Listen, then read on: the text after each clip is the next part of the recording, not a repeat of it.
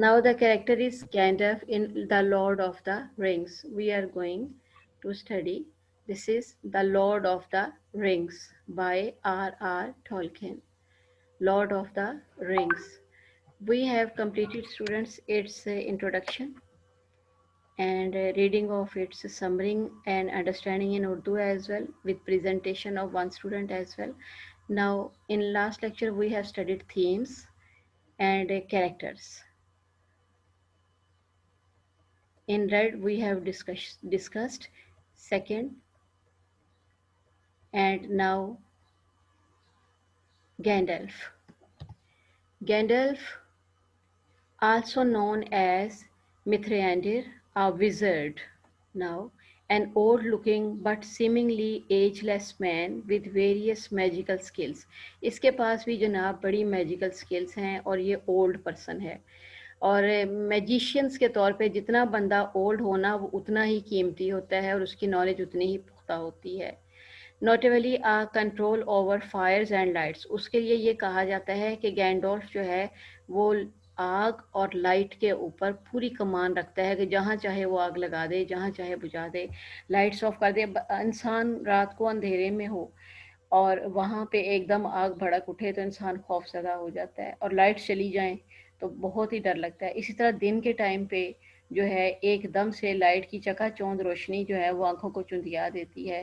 तो लाइट और फायर का जो खेल है ना, ये मैजिक स्किल्स के साथ खेलना जो है, ये जो है गैंडलफ का काम है. Accompanying Frodo and the others. अब वो साथ देता है फ्रोडो का भी और बाकियों का. He is pulled into an abyss by a powerful demon and apparently killed. He returns from death with heightened power.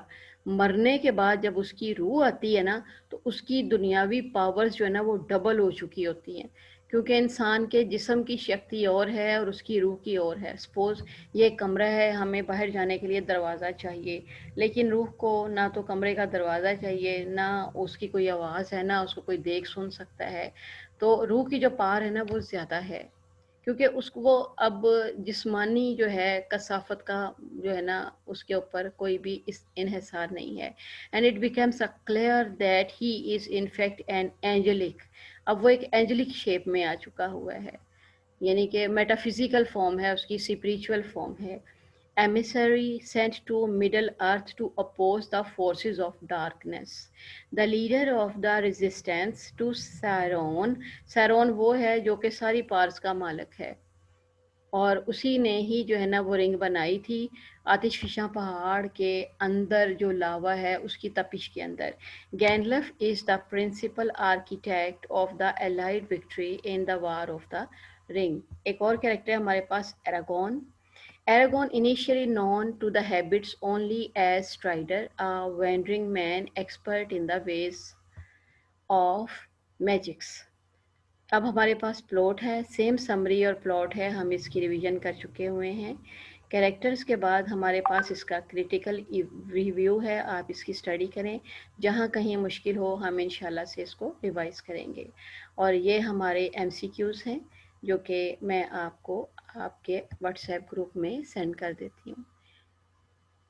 Have a nice time.